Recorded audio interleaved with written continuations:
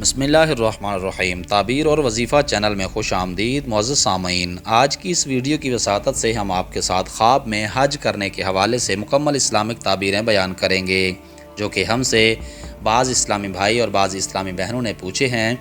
अगर आप किसी भी मसलक से ताल्लुक़ रखते हैं, अगर आप मकतबा देवबंदिया से ताल्लुक़ रखते हैं, अगर आप मकतबा जाफ़रिया से, मकतबा हनफिया से या मकतबा अहले हदीस से ताल्लुक़ रखते हैं, तो आप अपने ख्वाबों की ताबीर भी पूछ सकते हैं।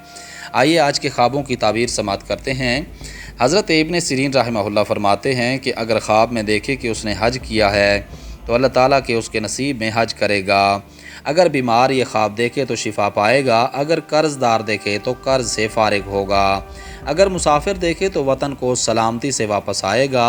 और अगर ख्वाब में देखे कि हज को गया है और हज नहीं कर सका तो उसकी ताबीर यह है कि उम्र दराज होगी और उसका काम इंतज़ाम से होगा।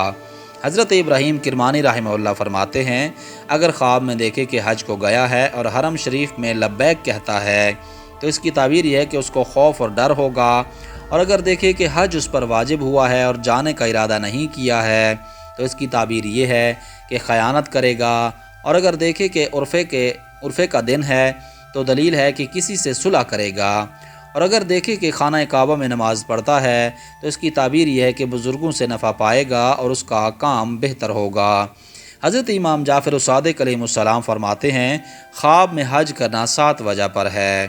पहली वजह निकाह करना, दूसरा कनीज़ ख़रीदना, तीसरा आदिल बादशाह की ज़ियारत करना, चौथा नेकी करना, पाँचवां नेक काम की कोशिश करना, छठा सवाब की उजरत पाना, सातवां अहले इल्म की सोहबत में जाना।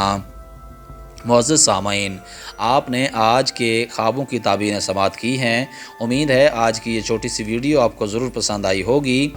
आने वाली वीडियो तक के लिए अपना और अपने इस चैनल का ख्याल रखिएगा। तब तक के लिए अल्लाह हाफिज़।